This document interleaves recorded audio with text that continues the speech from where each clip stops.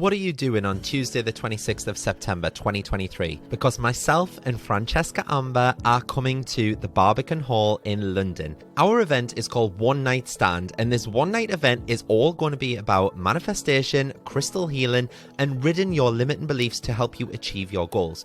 We've curated an immersive experience that will leave you feeling inspired and empowered. Throughout the evening as well, we'll also have interactive exercises, we'll have empowering discussions, and the opportunity to connect with like-minded individuals on a similar journey towards personal growth and manifestation. There'll even be an opportunity for you to ask questions as well. This event is your chance to break free from the shackles of self-doubt and unleash your inner greatness. It's time to release those limiting beliefs that might be holding you back and step into your true potential. And if you want to come on your own, by all means do that. Single tickets are available and seating is totally unreserved, so you can even meet up with your spiritual friends and sit with them as well. Head to @CannyCrystals on Instagram and click the link in my bio. Tickets are limited, so secure your spot and be part of this transformative experience. Don't miss out on the chance to manifest your dreams and achieve your goals. We can't wait to see you there.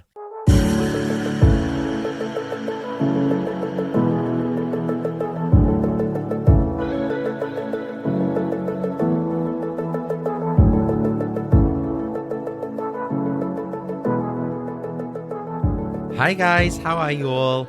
I hope that everyone is doing really, really well. It's been a bit of a mad couple of weeks, hasn't it? The last couple of episodes, we've had a couple of guests on the show. I'm all settling into being self-employed as well, so I'm trying to fit in my social life and everything else amongst also undergoing my life coaching and all that jazz. But you know when you can finally see that light at the end of the tunnel? Like, I feel like I'm almost at the top of my never-ending pile of work. Woohoo, finally.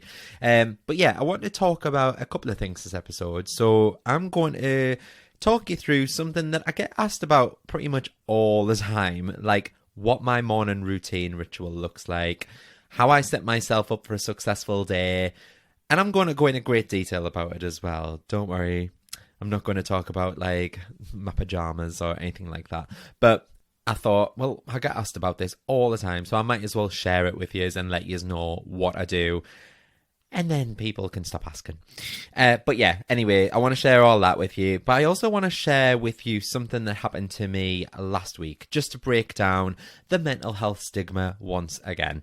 So a couple of weeks ago, Johnny, my partner, he went home to Northern Ireland for a long weekend. I think it was like the Thursday to the Monday. And he does this maybe 3 or 4 times a year to see his dad and his granny and stuff like that. But initially, I was so looking forward to having some me time, you know, just being able to like have a bath in peace. Not that he's like climbing up the side of the bath or anything while I'm in the bath like a child, but you know what I mean? You just want to have like a bath in peace. I wanted to meditate. I was going to chill out with the dog, just go for some nice walks, cook myself some nice food, you know.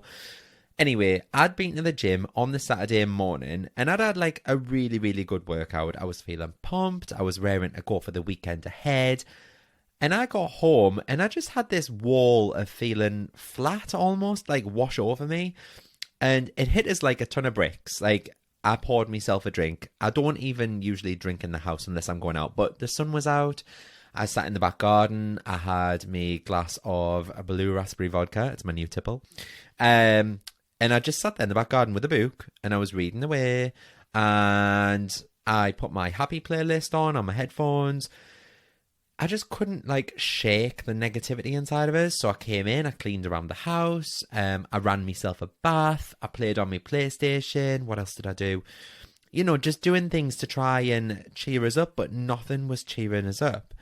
So I rang my mum for a chat and I found out that she'd been in hospital that week with really bad pains and not one single person in my family had thought to like tell us.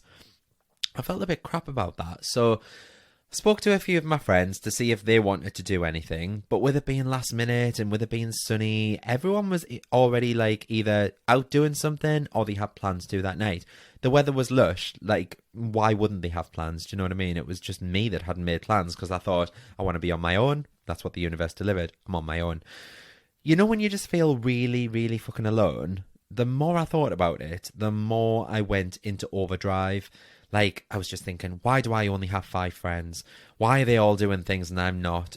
And just like a slap to the face, I opened Facebook and someone I went to primary school with had uploaded a school photo from year one of my primary school. I can't remember if I've ever even spoke about this before in my podcast, but basically that photo holds some really, really bad memories for me. I'll go into a bit of detail just in case I haven't talked about this. But my mum couldn't afford like proper school uniform at the time. So I was turning up to school and I turned up to school on that day, on photo day, in a burgundy bobble knit jumper. And it was the same colour as the school uniform, but clearly not the official one. The other one was just like a sweatshirt, do you know what I mean? With the school emblem on and stuff like that. But this was like a burgundy bobble knit jumper. I'm sure my nana knitted it for us. But I have a very, very vivid memory of the school head teacher coming up to me on photo day and saying, "Could your mum not afford the uniform?" Like, can you imagine a head teacher saying that to a kid nowadays? They'd get absolutely hung up by bloody bollocks, wouldn't they? Anyway, she tried to basically push me out of the year photo by standing in front of us and using her arm to block my face. It's just horrible memories. I've just got really, really bad memories. And it's something that I've even brought up in my life coaching sessions with Jude as well, as something that cropped up when I was doing my money manifesting course as one of my very first memories around money. There were lots of other memories, like being thrown a plastic bag with a sandwich and an apple in it for our free school dinners, almost being made to play like catch with our food, like a performance seal. But anyway, when I opened Facebook, I saw I'd been tagged in this photo that afternoon. I literally looked up towards the sky and I shouted, "Are you fucking kidding me?" It was like the universe has said, "Oh, you're down. You're sad about your life. Here you go. Here's something else to be sad and down about. Remember this?" Bam.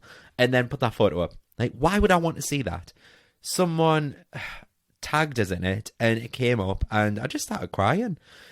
So anyway, I grabbed JJ, my dog. I went out for a walk. I had my happy playlist blaring into my ears. Like, I don't even know how this happened, but I know that on Spotify, if a playlist finishes, it'll start playing songs that are recommended for you. Anyway, it suddenly started playing a song that reminded us of the day that my granddad died 3 years ago. Well, that was it. I was walking along, there was tears rolling down my cheeks. You know when you get that lump in the back of your throat? I was just wondering, how the hell did I get here? And what a change in my mood from earlier in that day at the gym. That morning I was high as a kite. I even took JJ to the gym with us because I didn't want him leaving in the house on his own while Johnny was away. I took him to the gym with us. Everyone was making a fuss of him. It was just like really, really nice, like to be out of the house and talking to people and having a laugh. And then from that to where I was there, crying, walking along. So anyway, I spoke about this with Jude at my life coaching sessions. And when we started to unpick it, because she always says, try and unpick it, try and get to where it's all come from. It all stemmed from the night that my granddad died. So I was out celebrating us getting the keys to our new house and Amber winning Love Island. And my mum thought it would be best to not tell us that my granddad had been taken to hospital at 5 p.m. and he died on arrival. Like he died in the ambulance on the way. Every single person in my family was there except for me. And it's really hard for me to swallow that. So the moment of realization when it suddenly clicked that this was where that feeling of being excluded and neglected has come from, that was quite an eye-opener for me. So I did a bit of a forgiveness meditation that I found on the Insight Timer app, and I honestly think it's helped me to get to the bottom of why I felt like that. But I guess what I wanted to highlight is that the fact that people's moods can change at the drop of a hat, and just because someone looks all right on the outside and they're all smiling and happy, it doesn't mean to say that they're not necessarily dealing with something from years ago in the back of their minds. So I just wanted to raise that just to say, be kind to everyone you see and come into contact with, and that are around you basically, because they could be fighting a never-ending battle inside that you have no idea about.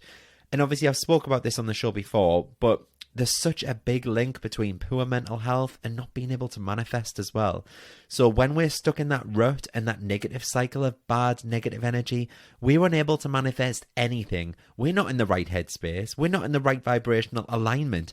How can you possibly manifest something when we feel like that? And if you do feel like that and you have no one to talk to, honestly, feel free to message me. Like, since Johnny got home after that weekend and I spoke about it all to him, I mean, I felt like such a weight had been lifted from my shoulders. Like, it's always best to try and unpick why you feel that way, and try and get into some shadow work side of things. Like, what's made you feel that emotion? What's really pulled? Why did you react that way? Do you know what I mean? But yeah, anyway, I just wanted to share that with you just to kind of prove that, you know, hey, I'm human, just like everyone else listening, and we all go through things like this from time to time. We just have to help each other through. You see so much stigma online about ill mental health and people struggling and people being anxious and depressed, and how anxiety and depression are just thrown around like a roll off the tongue at the minute. And you know what I mean? But yeah, just have some compassion for other people, please. And yeah, be kind to one another. Anyway, on with the episode. I want to discuss miracle mornings. This is what I call miracle mornings. I know there's a book called Miracle Morning. I'm looking at it right now by Hal Elrod. It's still on my bedside cabinet. Still haven't fucking read it. Anyway, this miracle mornings whole thing, right? So this is something I get messages on quite frequently. People are nosy as. Like I say, I'm going to share pretty much everything apart from what I wear in bed.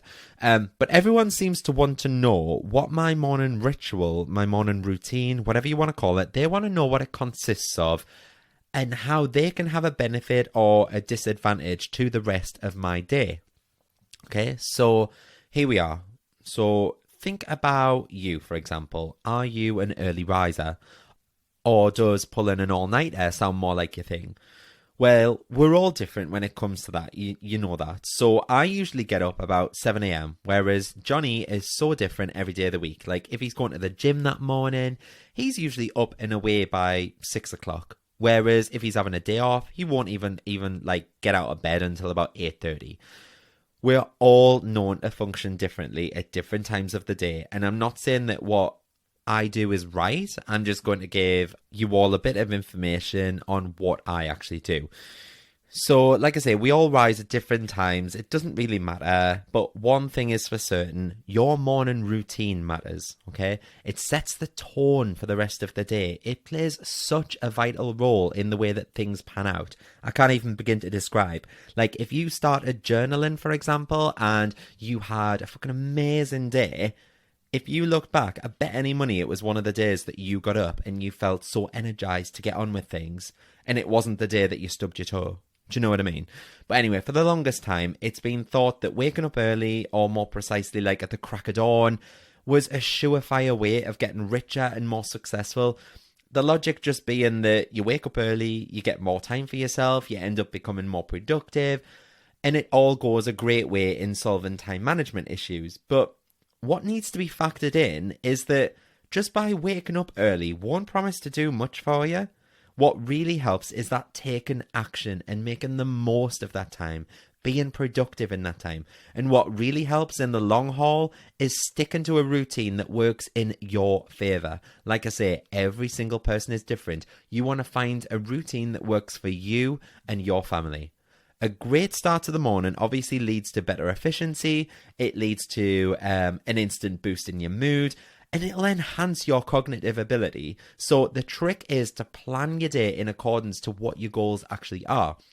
So for me, more times than not, I consciously choose positivity. So when I wake up with a smile. And I know that sounds stupid, and I must look like an absolute psychopath when Johnny opens his eyes and the first thing he sees is me glaring up at him like, "Good morning, sunshine," before I've even got out of bed.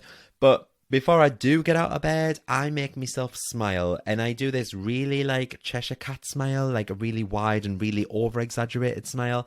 You've got to treat your morning as a friend or a family member. The first smile of the morning can change everything, and it brings instant positivity to you. And positivity begins with you, not with your partner, not with your house, not with how much you've got in the bank. Happiness is a state of mind, and most importantly, an outcome of choosing to see the positives in your life. And we know this. We talk about it every bloody week on here. You are a creator of your reality, and you manifest what you give your focus to. So just make it a conscious choice to start your day off on a positive note. Most people that live their best lives would probably tell you that they begin like their day with gratitude.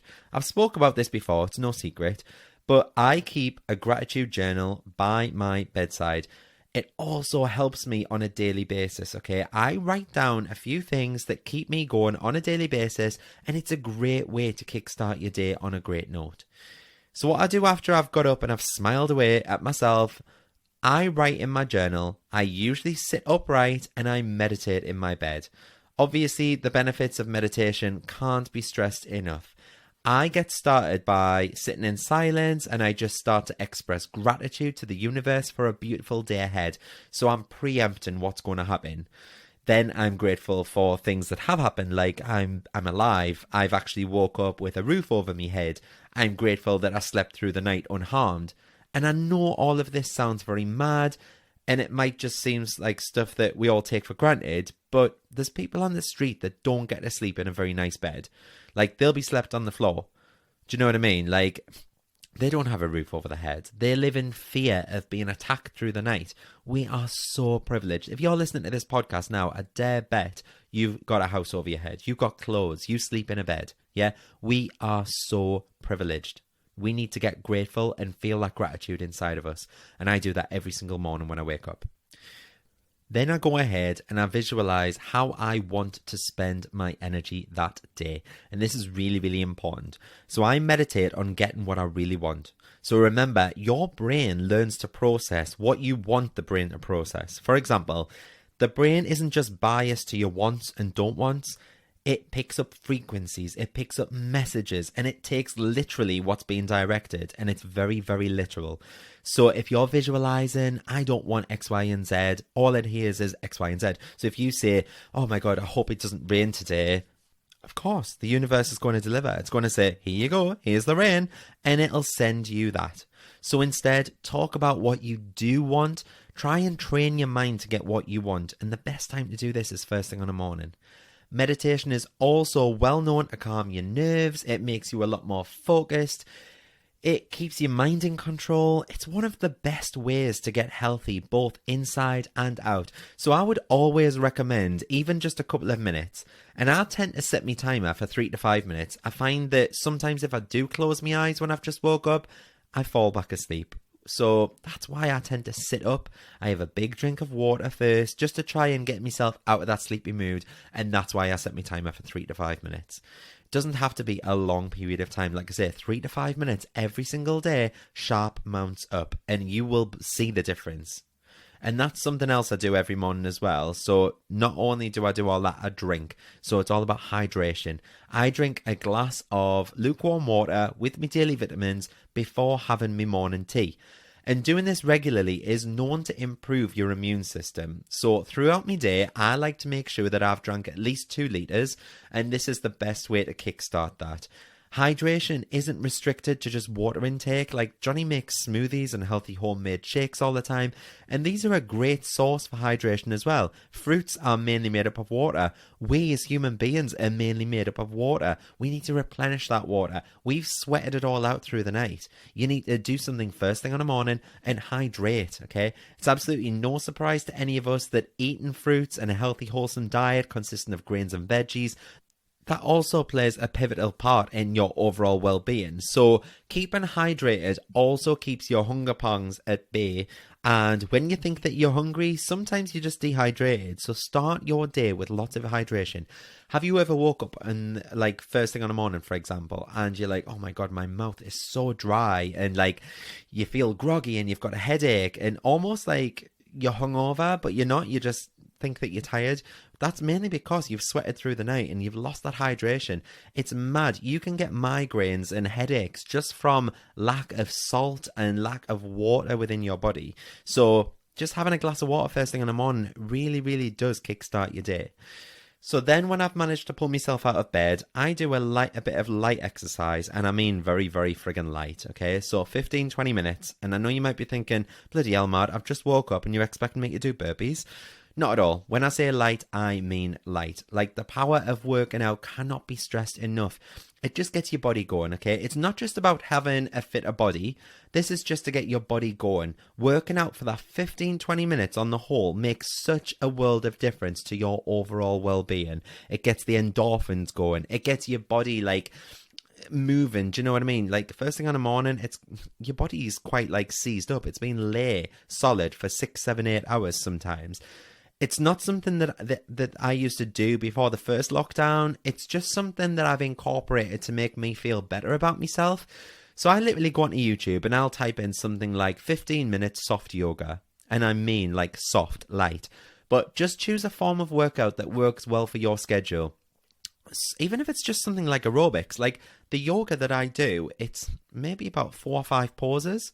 But I just sit in those 4 or 5 poses for the 15 minutes. Like, it's nothing that I'm exerting myself. It's just getting us to move. It's doing some stretches. It just gets your body, like, liberated almost, if you want to put it that way. There are a lot more benefits to your mental state that'll come from this than just burning calories. And it's not about burning calories, like I say. It's not about getting your heart rate up. It's just about movement, okay? Get your body moving. Then once I've done this little 15-minute exercise, I devote the next 20 minutes to myself. Doesn't have to be 20 minutes. Like I say, 5 is enough, but just make it a point to enjoy your own company. The way that you treat and think of yourself plays such a key role in the kind of energy that you're attracting into your life. So just ask yourself, like, are you giving yourself enough time to rejuvenate and to reflect upon your choices? Are you happy with the way that things are currently? When was the last time that you indulged in this, like, me time? What's important to note is that if you're missing out on having a good time or you're listening to what your inner self is telling you, your chances are that you must be procrastinating a lot of things. And we all know that procrastination comes from frustration and it causes frustration. It's a never-ending cycle. So just do your thing for 20 minutes daily. It could be anything. It doesn't have to be like exercise. It could be journaling. It could be cleaning. It could be dancing. It could be writing or watching something constructive.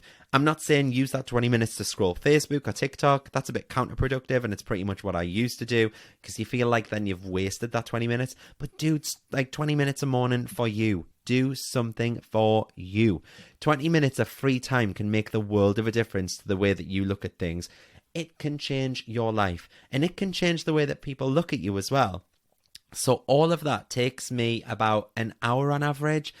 Some days less, obviously some days more. It depends on how long I meditate for, whether I rise groggy and I have to drink more water, or whether I have to work harder to get myself into a better state of mind, you know. And I know that a lot of you are probably screaming at me right now, like saying, I haven't got an hour to give. And believe me, a couple of years ago, that was me as well. I would always say, I don't have time, or I'd affirm to myself constantly that, you know, mornings are too hectic to do anything constructive. But I dare bet you, if you get up on a morning, you probably at the minute, you roll over, you spend at least 15 minutes on your phone scrolling. Tell me I'm wrong. And then I'll also go as far as saying, I bet you then mope around doing things that you could have planned before in advance. Like, you know, like going through your wardrobe, deciding what you're going to wear for the day, then ironing it. Then should you wash your hair today? Should you blow dry it?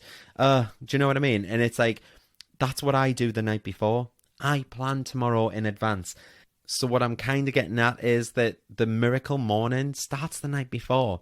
You've got to plan in advance. It's time to set those boundaries. It's time to make mental markers on what drains and diverts your energy so that you're prepared for it. And this is crucial so that you ensure that you won't get distracted. And it also helps in training your mind to remember that you've got a lot of things to work on that day. The secret to a productive morning lies in planning your day in advance the night before. You need to stick to that routine. You know fine well that, say for example, let's take a diet. You know you can stick to that diet if someone came in and said, right, I'm going to cook X, Y, and Z for you today. This is the meal you're going to have for lunch. This is the meal you're going to have for tea. Here's your snacks. Chances 90% of you would stick to that diet. The reason that we fail at things like that is because we're not prepared. And we will go to the fridge and we'll think, oh, there's nothing cooked, can't be bothered, I'm just going to have this block of cheese instead. There's nothing cooked for dinner, I'm just going to have this packet of crisps, because it's convenience, okay? So we need to stick to a routine. We need to spend time to discover what works best for us and our families. You need to set your agenda the night before.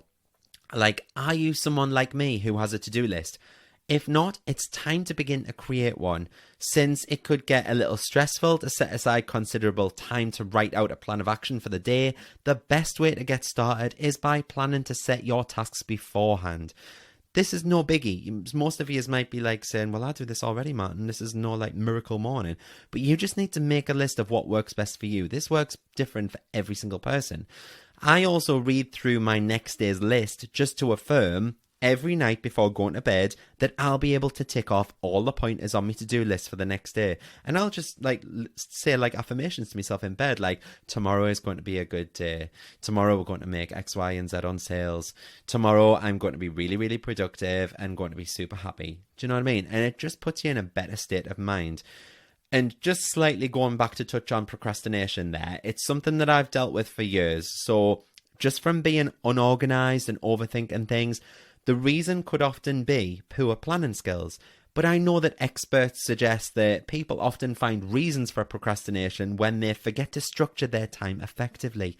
And you just need to structure your day the night before and you're already onto that winning streak. So just remember that. So these are my top tips, basically, for setting yourself up for success by having what I refer to as a miracle morning. Ta-da! Where are we with time? Oh my God, we're nearly at 25 minutes. Okay. So just also, what else did I need to mention this episode? I hope that was okay for everyone on Miracle Mornings.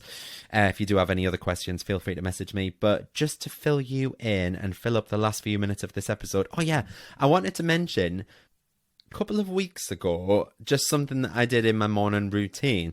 I went for an open water swim in the sea. Oh my God. I don't know if any of you have done it before, but how liberating is that? Like, honestly, I mean, me penis shriveled to the size of a midget gem. Sorry if anyone's listening that's offended.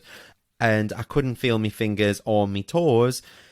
But what an experience. Like, it was on a Saturday morning. It was straight after the gym. I was sweaty as hell, had a really tough workout. And Adam, who owns the gym, asked if anyone had fancied going for a dip at the seaside.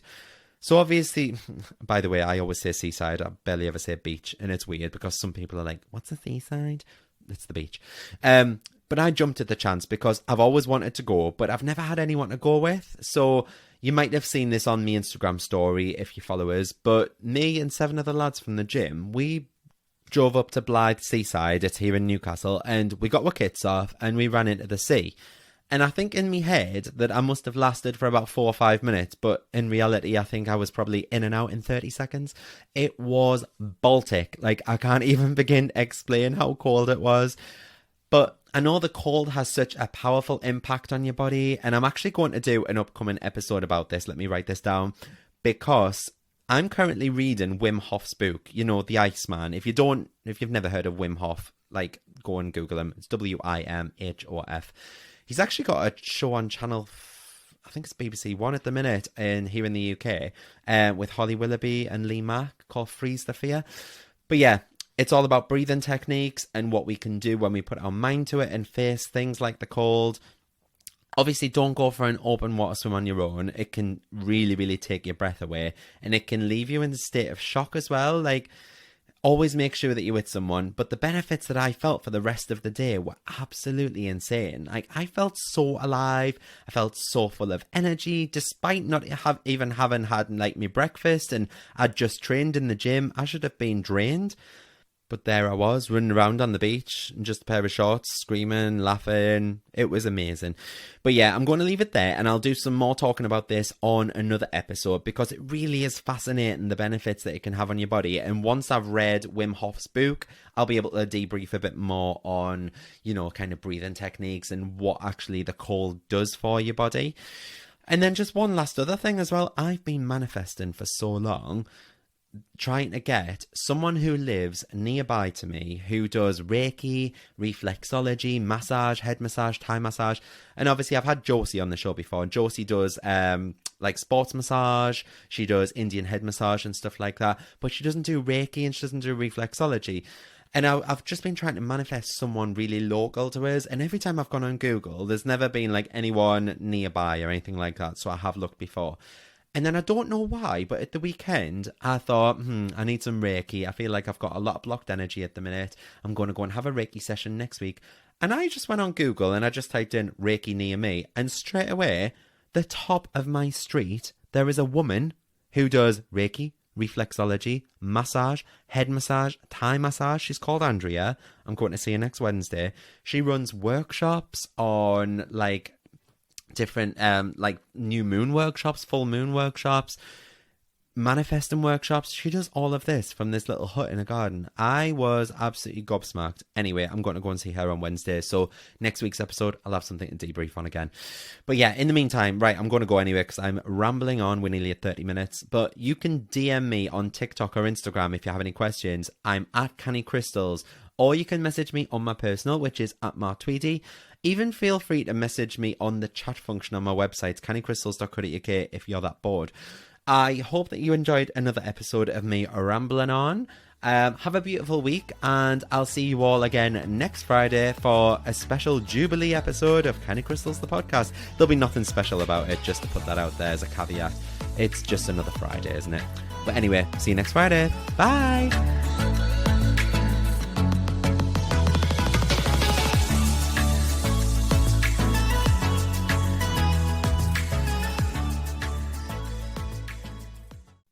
Come and join me in the Manifest with Mart community. For just £10 a month, you'll get exclusive access to my app, and you'll join all the other beautiful souls in the Canny community, where each day you'll be held accountable to making your dreams and desires come to fruition. You'll also be set daily and weekly challenges. There's a chat room built in so you can talk to people in real time, and you can also pop over any questions that you have in the Q&A forum, and I'll answer them for you. It's changing people's lives, and we've already had so many people manifesting things in the first 2 weeks alone.